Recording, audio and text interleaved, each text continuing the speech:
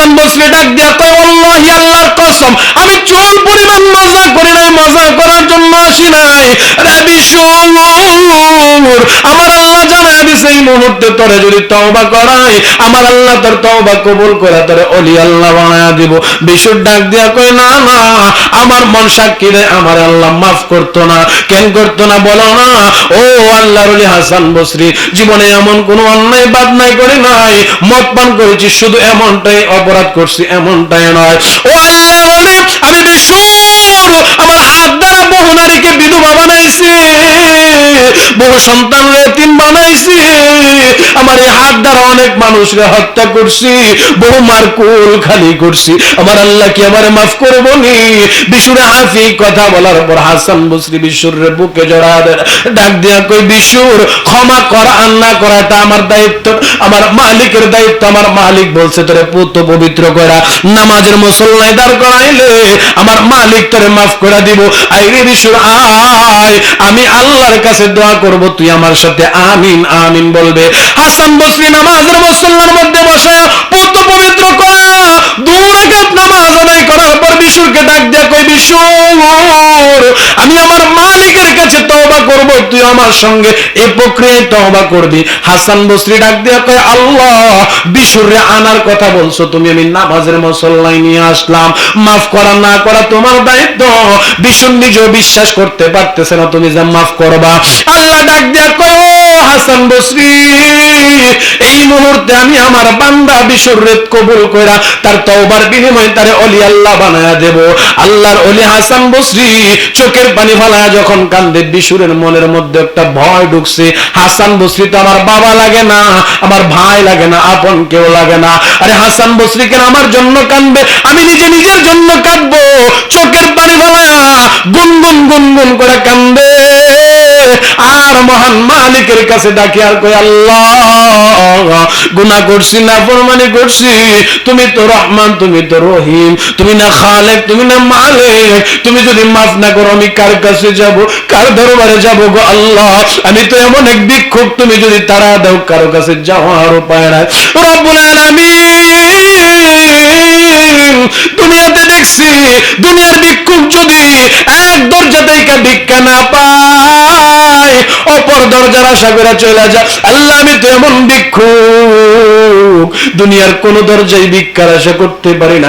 আল্লাহ আমি বিশুররে আপনি মাফ করে দেন। ইলহামের মধ্যে সঙ্গে সঙ্গে ঘোষণা হয়ে যায় রে হাসান বসরি আমি আল্লাহ বিশুররে মাফ করে জামানার শ্রেষ্ঠ ওলি বানায় দিলাম। সুবহানাল্লাহ, জামানার শ্রেষ্ঠ বুজুর্গ বানায় দিলাম। হাসান বসরি বলেন কিছুদিনের মধ্যে বিশুর হাফির মৃত্যু হয়ে যায়। ইন্তেকালের পরে আমি তার মৃত্যুর সংবাদ শুনি না, কাফন দাফন কমপ্লিট করা, গোসল করা, কবরে রাখা যখন কবরের ভিতর থেকে উঠবো আমি তাকায়া দেখি রে বিশুরের কবর থেকে মেশকে আম্বরের ঘ্রাণ বের হইতেছে। সুবহানাল্লাহ।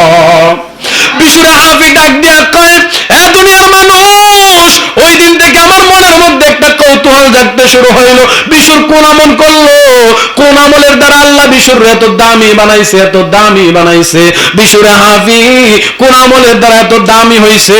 হাসান বসরি যতক্ষণ না জানে মনে শান্তি নাই, দৌড়ায় বিশুরের মার কাছে গেছে।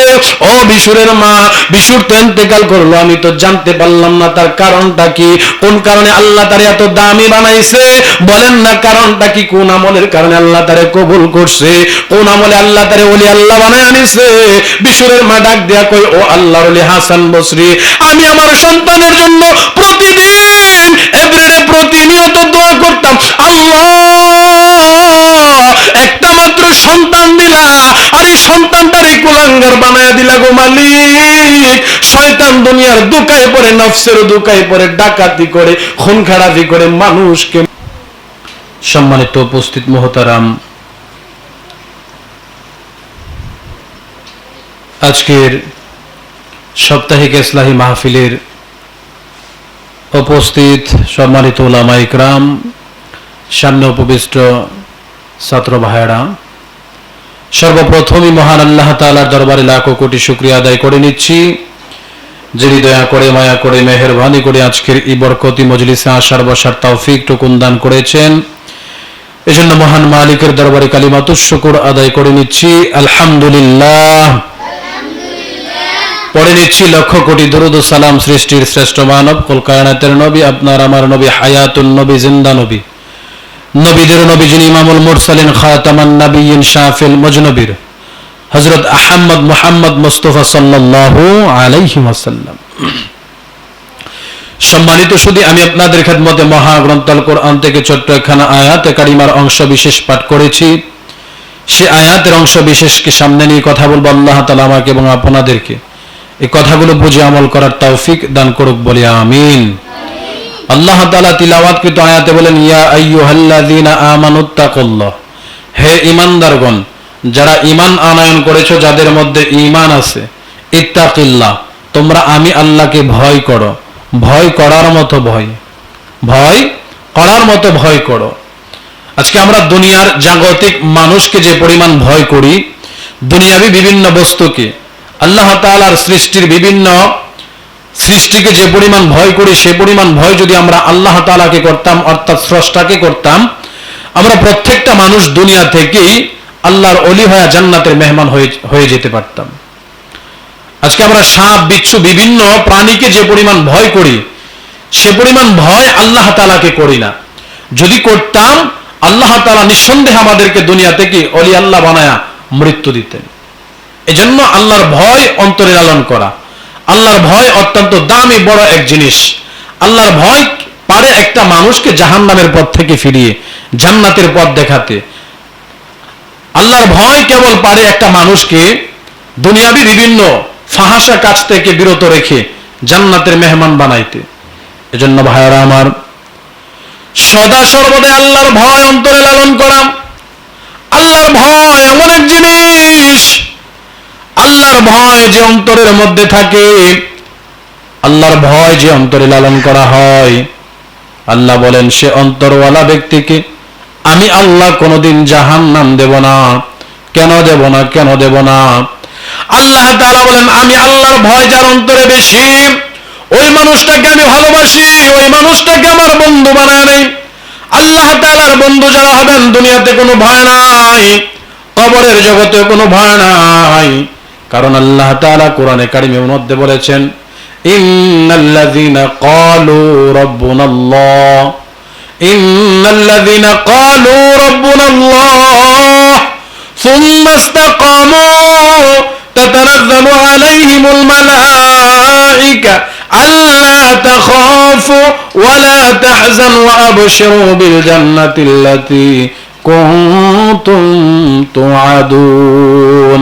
আল্লাহ তাআলা বলেন যারা বলবে আমার রব আল্লাহ, ইন্নাল্লাযীনা ক্বালু রাব্বুনাল্লাহ, যে মানুষটা বলবে আমার রব আল্লাহ, দুনিয়াতে আমাকে পালেন যিনি পালনেওয়ালা তিনি হলেন আল্লাহ, আমার হায়াত দেনেওয়ালা যিনি তিনি হলেন আল্লাহ, আমার রিজিক দেনেওয়ালা তিনি হলেন আল্লাহ, সব কিছুর মালিক যিনি তিনি হলেন আল্লাহ।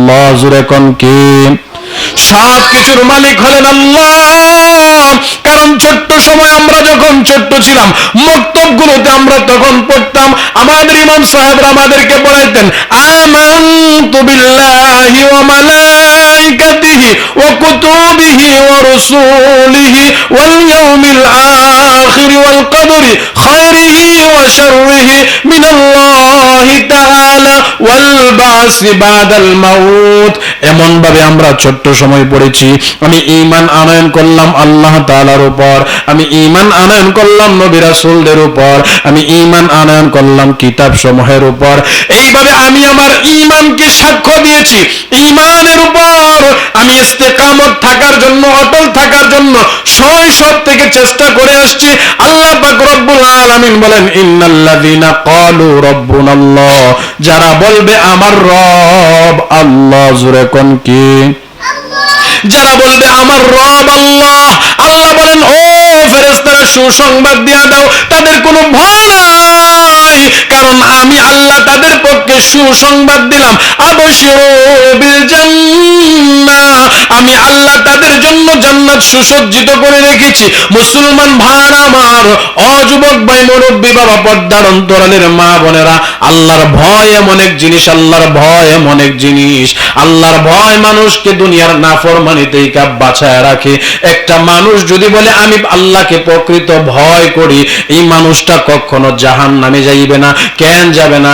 জাহান্নামী যারা হয় তারা নাফরমান হয়, আর আল্লাহর ভয় যাদের অন্তরে লালন করে ওই মানুষগুলো কোনদিন জাহান্নামী হবে না। কারণ তাদের ঈমানের পাওয়ার বেশি। ঈমানের পাওয়ার বলে ঈমানের পাওয়ার থাকার কারণে ওই মানুষটা নাফরমানি করতে পারে না, গুনাহ করতে পারে না। কেন যখনই কোনো গুনাহ করতে যায়, আর এই জামালপুর গ্রামের মানুষ যখন মধ্যরাত্রে ঘুমায় যায়, কেউ দেখে না, মানুষগুলো বিছানায় আরামে ঘুমায় রইল, গোয়ালের গরুগুলো গোয়ালে ঘুমায় রইল, পশু পাখিগুলো আপন নিরে ঘুমায় গেল।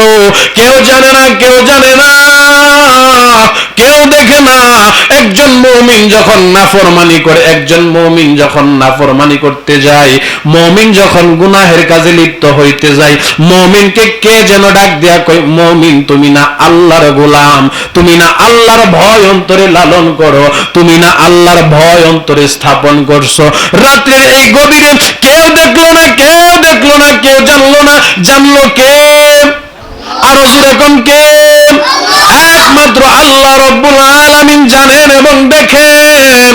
এটা হলো আল্লাহ পাকের গুণ এবং বৈশিষ্ট্য। আল্লাহ বলেন এই যে এই বইটা যেই মানুষটার অন্তরে ঢুইকা গেল, আমি আল্লাহ ওই মানুষটাকে কোনোদিন জাহান্নাম দেব না। কেন দেব না? বান্দা আমি আল্লাহর ভয়ে ঠান্ডা পানি দিয়ে ওযু বানায় নামাজ আদায় করছে, ঠান্ডা পানি দিয়ে ওযু বানায় তাহাজ্জুদ পড়ছে, কোরআন তেলাওয়াত করছে। রে ফেরেশতারা, আবশিরু বিল জান্নাতিল্লাতী কুনতুম তুআদুন, তাদেরকে সুসংবাদ দিয়ে দাও, আমি আল্লাহ তাদের জন্য যে জান্নাত নির্ধারিত করেছি, তাদের মৃত্যুর পরে আমি আল্লাহ তাদেরকে সে জান্নাত দিয়ে দেব। সুবহানাল্লাহ।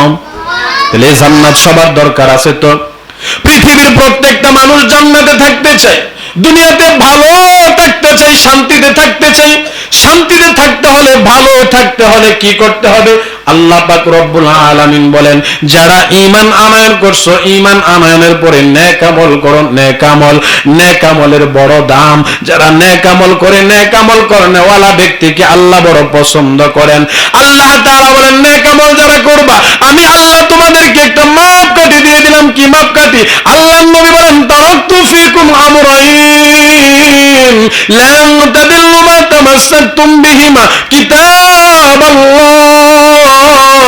ওয়া সুন্নাত রাসূলিহি।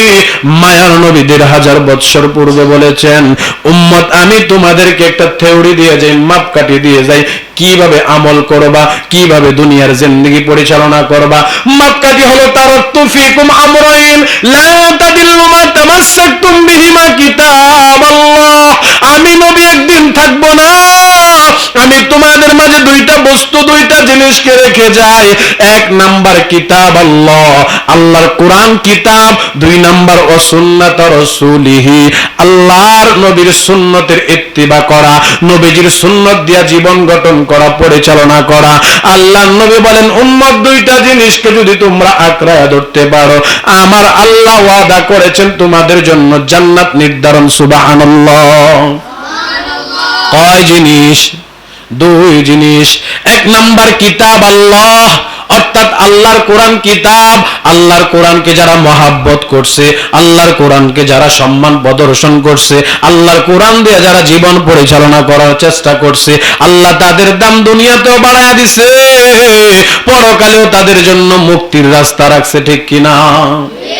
জগৎ বিখ্যাত একজন ডাকাত, শুধু ডাকাত, তার অবস্থা এমনটাই ছিল তা নয়, শুধু ডাকাতি করতে এটা তার কর্ম এমনটাই নয়। ডাকাতি করত, এমনকি ডাকাত দলের সর্দার ছিল, এমনকি ডাকাত দলের সর্দার শুধু তা নয়, নেশা সেবন করত, মাদক সেবন করত, নেশা পান করত। ডাকাত দলের সর্দার নাম তার বিশুরে হাফি রহমাতুল্লাহি আলাই। ডাকাত দলের সর্দার একদিন মদ পান করার জন্য মদের বাড়ির দিকে যাইতেছে বন্ধু বান্ধবদেরকে নিয়ে। রাস্তার মধ্যে তাকায় দেখে রেশমি কাপড়ের মধ্যে একটা আরবি আয়াত লেখা।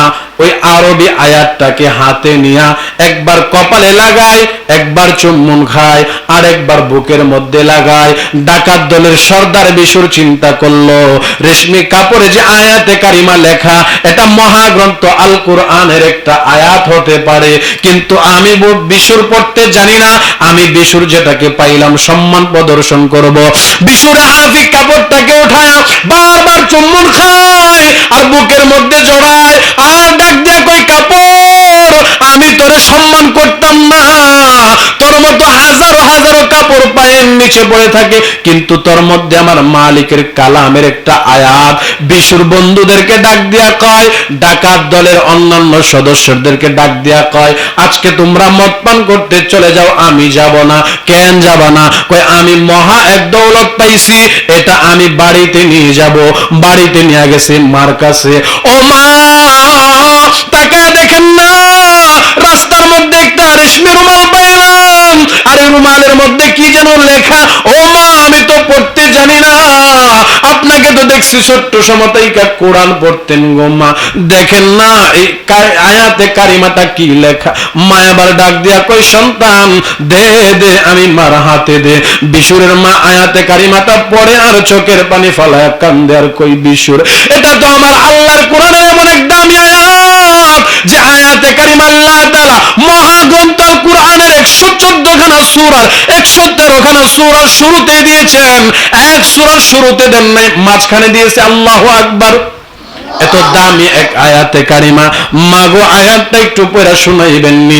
এবার বিশুরের মা তিলাওয়াত করে, বিসমিল্লাহির রহমানির রহিম। এই যে আয়াতে কারিমা যখন বিশুরকে শুনাইলো, বিশুরের মন শীতল হয়ে গেছে, ঠান্ডা হয়ে গেছে। হিদায়াতের মালিক হলেন আল্লাহ। পৃথিবীর মধ্যে বহু নজির স্থাপন আছে, যারা আল্লাহর কোরআন পড়ছে, আল্লাহর কোরআন শুনছে, আল্লাহর কোরআন অনুধাবন করছে, আল্লাহ তাদেরকে হিদায়াতের রাস্তা দেখায়া দিছে, জান্নাতের রাস্তা দেখায়া দিছে। পৃথিবীতে এমন কোন নজির নাই যে গান শুনতে শুনতে আল্লাহর ওলি হয়েছে, গান শুনতে শুনতে ওলি আল্লাহ হয়ে গেছে, এমন কোন নজির নাই। কিন্তু অসংখ্য নজির আছে, কোরআন পড়তে পড়তে, কোরআন শিখতে শিখতে আল্লাহর ওলি, আল্লাহর বন্ধু হয়ে গেছে, ঠিক কিনা? অসংখ্য গণিত নজির আছে। খেয়াল করে দেখবেন, গানের ক্ষেত্রে একটা গান যদি একদিন, 2 দিন, 3 দিন বাজানো হয়, চতুর্থ দিনের মাথায় যেটা আমরা সামাজিক ভাবে ভাইরাল করি, কি ভাইরাল, একটা গান খুব ভাইরাল হয়েছে, কয়দিন, 1 দিন, 2 দিন, 3 দিন মানুষের মুখে মুখে থাকে, নওজোয়ান যুবকদের মুখে মুখে থাকে, কিন্তু চতুর্থ দিনের মাথায় 1 মাস 2 মাস পরে এই গানটা যদি কেউ টান দেয়, কই আর কইস না, কই কি না, আর কইস না, আর ভাল লাগে না এই গান। আরে কয়নি, একটা সময় আমরা শুনতাম, আমাদের ওই যে পতিতালয়ে থাকতো যে একটা মহিলা, ফাঁক দিয়ে আবার সংসদ সদস্য হয়েছিল, আমরা রাফা, মমতাজ আফা, একটা গান কইতো, ফাইটটা যায় বুকটা ফাইটটা যায়, খুব চলছে মার্কেটে। কয়েকদিন যাওয়ার পর এই গান আর চলে না। এটা কেউ বাজাইলে মানুষ কি কয়, আর বাজাইস না। কিন্তু পৃথিবীর মধ্যে এমন কোন নজির নাই যে কোন মসজিদ মুসল্লিরা বলতে, যে ইমাম সাহেব প্রতিদিন 5 বেলা 5 ওয়াক্ত নামাজের মধ্যে যে আপনি সূরা ফাতিহা তিলাওয়াত করেন, এটা আর ভালো লাগে না, এটা পাল্টা নতুন আরেকটা সূরা লন। কয় কি এমন কথা? আরে কথা কন না, কয় কি কেন করে না? কয় আল্লাহর কোরআন যত শুনে ততই মজা লাগে। আর মুসলমান, খেয়াল করলে দেখা যায় আমাদের জামালপুর গ্রামের সবচেয়ে বড় মসজিদ যেটা, ওই মসজিদের ইমাম সাহেবের তিলাওয়াতের মজাই একটা। আর একটু আগায় যদি বৈরব যাই, বৈরব জামে মসজিদের ইমাম সাহেবের তিলাওয়াতের মজা আরেকটা। আর একটু আগায় যদি ঢাকা যাই, ঢাকার ঐতিহ্যবাহী জাতীয় মসজিদ বাইতুল মুকাররমের ইমামের কণ্ঠের তিলাওয়াতের মজা আরেকটা। খেয়াল করলে দেখা যায় নাই। মসজিদে নববীর ইমামের কণ্ঠের মাঝে আরেকটু আগায় যদি বাইতুল্লাহ খানায় কাবার ইমামের কণ্ঠে তিলাওয়াত শুনি, মনে হয় কেবলমাত্র মহাগ্রন্থ আল কোরআন আসমান থেকে টপ টপ টপ টপ করে নাজিল হইতেছে, ঠিক কিনা? আরে যত শুনি ততই ভালো লাগে। শুধু মানুষের ভালো লাগে আমাদের এমনটাই নয়, আমাদের আগেরকার যুগে বেঈমান কাফের যারা ছিল, আল্লাহর নবীর সবচেয়ে বড় দুশমন যার নাম ছিলেন আবু জাহেল, যার নাম আবু জাহেল, সে আবু জাহেল আল্লাহর নবীর চিরন্তন দুশমন ছিলেন। সে আবু জাহেল রাতের গভীরে নির্জনে নিপীড়নে একা একা আল্লাহর নবীর কাছে মসজিদ নববীর পাশে গিয়া দেওয়ালের পিছনে দাঁড়ায় দাঁড়ায় নবীজির মায়াবী কণ্ঠে কোরআনের তিলাওয়াত শুনতো। সুবহানাল্লাহ। তাহলে কোরআন দামি না কম দামি? এই কোরআন যারা পড়বে তারা দামি। কোরআনের সাথে যে কাঠের রিহাল লাগে সেই রিহালটাকেও দামি বানায় দিছে। আমি আমার পরনের পরিহিত জামাটা যে পাঞ্জাবিটা, এটার কাপড়টাকে বলা হয় জাফানি টরে, জাফানি আদি কাপড়, যে কাপড়ের গজ হলো 500 থেকে 600 টাকা। অমিয়া এই কাপড়টা মাটিতে পড়ে থাকলে কেউ ধরতে চায় না, চুমা দেয় না, কদর করে না। কিন্তু 30 টাকা দামের গজের কাপড় দিয়া যদি কোরআনের গিলাপ বানানো হয়, ওই গিলাপটা পায়ে লাগছে কি লাগছে না সন্দেহ হয়, মাটিতে পড়ছে, সাথে সাথে তুইলা বারবার চুমা খাই, ঠিক কিনা? বুঝা গেল কোরআন মানুষকে দুনিয়াতে দামি বানায় দেয়। কেমন দামি বানায় দেয়? বিশুরে হাফির ঘটনার দিকে উল্লেখ করলে, লক্ষ্য করলে দেখা যায় বিশুরে হাফি ডাক দেয়া কয়, দুনিয়ার মানুষ, আমি আমার মার কাছ থেকে যখন এই আয়াতে কারিমাটা শুনলাম আমার মন ভরে গেল, আমার মনের মধ্যে একটা অনুভূতি জাগলো, আমি যদি এই কোরআনটাকে সম্মান করি, হতে পারে আমার আল্লাহ আমাকে কোনোদিন দামি বানায় দিবেন, আমার আল্লাহ কোনোদিন কবুল করে নিতে পারেন। আর না হয় যে পাপাচার করছি, মালিকের যে নাফরমানি করছি, মালিক যদি মাফ না করেন কেউ মাফ করাইতে পারবে না।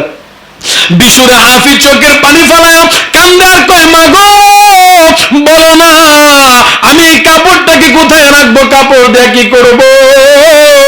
বিশুরের মা ডাক দিয়া কই, সন্তান এটা তো দামি এক আয়াতে কারিমা, যেটাই সেটাই ফালা যাবে না। সন্তান রে তাকায়া দেখ, আলমিরার মধ্যে আমি মা সকাল বিকাল যে কোরআন তিলাওয়াত করি, ওই কোরআনের ভিতরে এই আয়াতে কারিমাটাকে ঢুকায়া দাও। বিশুরে হাফি কোরআনের কাছে গিয়া এই আয়াতে কারিমাটাকে কোরআনের ভিতরে ঢুকানোর জন্য চোখের পানি একবার ফালায় আর মুছে আর ডাক দিয়া কই, কোরআন আমি তোর দাম দিচ্ছি, কদর করতেছি, কেন জানো? তুমি তো আমার মালিকের কথা, কারণ কালামুল্লাহ আল্লাহর কথা, আল্লাহর কোরআন একবার চুম্বন খায়, একবার বুকে লাগায়, একবার মুখে লাগায়, এই করে কোরআনের ভিতর ঢুকায়া দিছে। কোরআনের ভিতর ঢুকায়া বন্ধুদেরকে নিয়ে মদের বাড়ি চলে গেছে মদ পান করার জন্য। মদ পান করতেছে বন্ধু বান্ধবদেরকে নিয়ে। জামানার সবচেয়ে বড় ওলি হাসান বসরিকে আল্লাহ তাআলা ঘুমের ঘরে ইলহামে জানায় দিল, হাসান আর ঘুমাইবা না, জলদি করে ঘুম থেকে উইঠা ওই মদের বাড়ির মধ্যে, মদের স্টলের মধ্যে চলে যাও। তাকায় দেখো আমার বিশুর বন্ধু বান্ধবদেরকে নিয়ে মদ পান করতেছে। আমার বিশুর ওইখান থেকে ওটা পুত পবিত্র বানায়া তওবা করাও, আমি আমার বিশুরে মাফ করা আমার বন্ধু বানায় নেব। সুবহানাল্লাহ।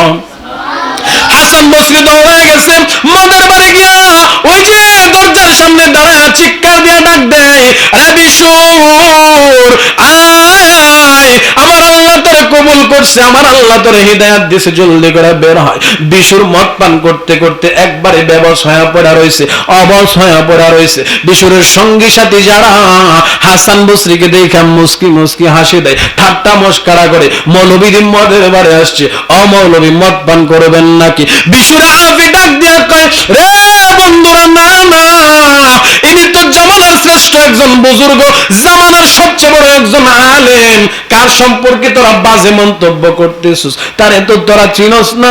এই কথা বলার পর বিশুরে হাফিকে হাসান বসরি ডাক দিয়া কই, বিশুর আমার আল্লাহ ইলহামের মধ্যে জানায় দিয়েছে তোমাকে নিয়ে যাওয়ার জন্য, পুত পবিত্র বানানোর জন্য, আমার আল্লাহ তোমাকে মাফ করে ক্ষমার ঘোষণা করে দিবেন। বিশুর ডাক দিয়া কই, হুজুর আপনি কি আমার সাথে মজা করেন নাকি? আপনি কি আমার সাথে ঠাট্টা করতেছেন নাকি?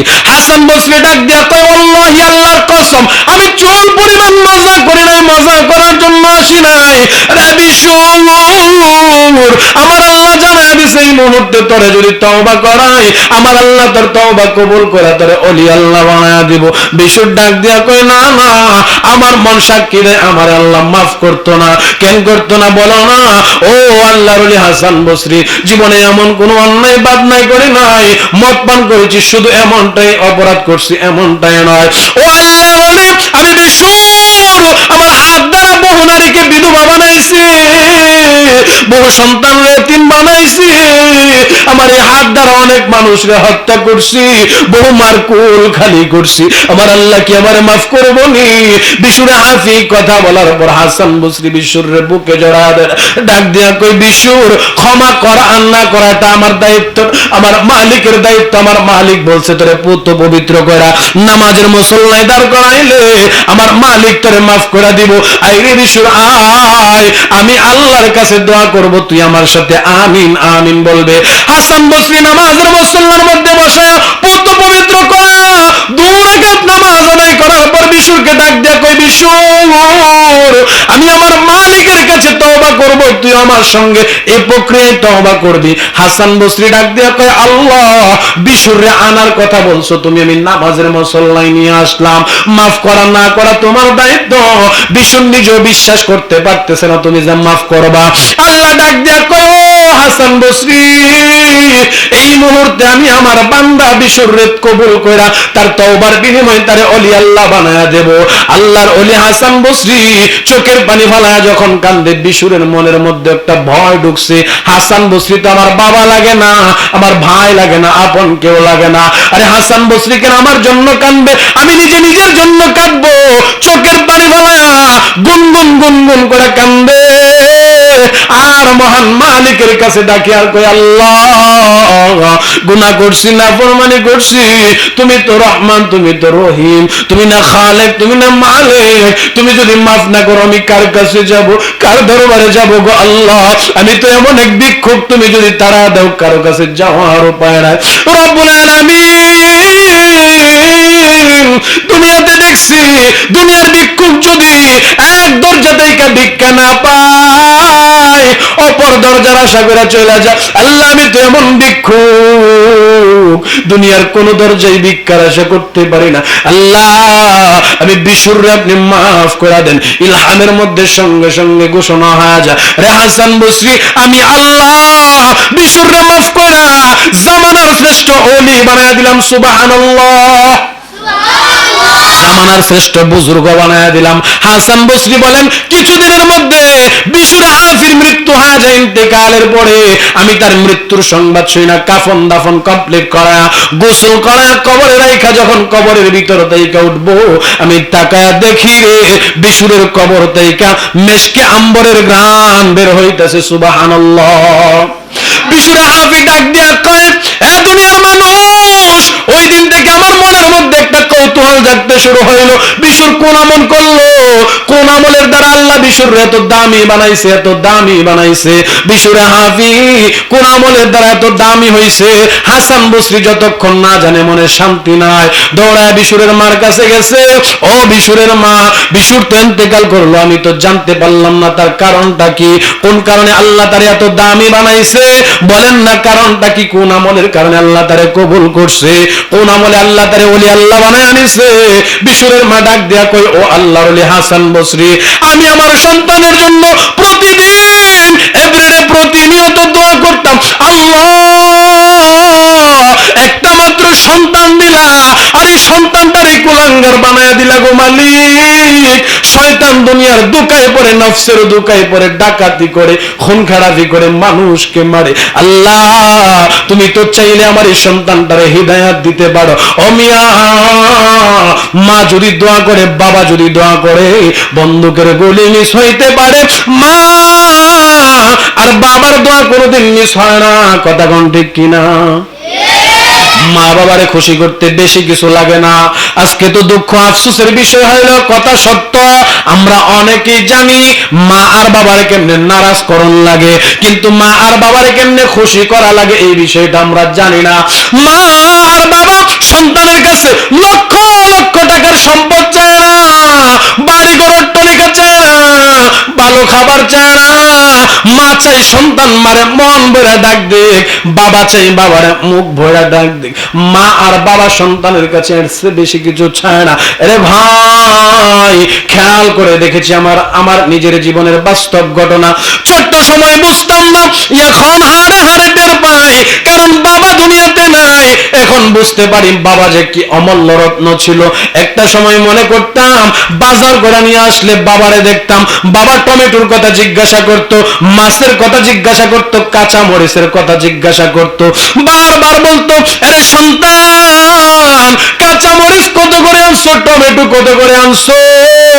আমরা দমকের সুরে বলতাম আপনার খাবারের প্রয়োজন, খাবার পাইলেই তো হয়েছে, আপনি এত কিছুর দাম জিজ্ঞাসা করেন কেন। এখন বুঝি বাবা সন্তানের সঙ্গে দাম জিগাইতো না, মুলামুলি করতো না, কারণ বাবা একটা ইস্যুর মাধ্যমে, একটা কথার মাধ্যমে বাবা সন্তানের কথা কইতে চাইতো। বাবা সন্তানের সাথে যত কথা কইতো বাবার মনের মধ্যে শান্তি আইতো, আনন্দ আইতো। এই জন্য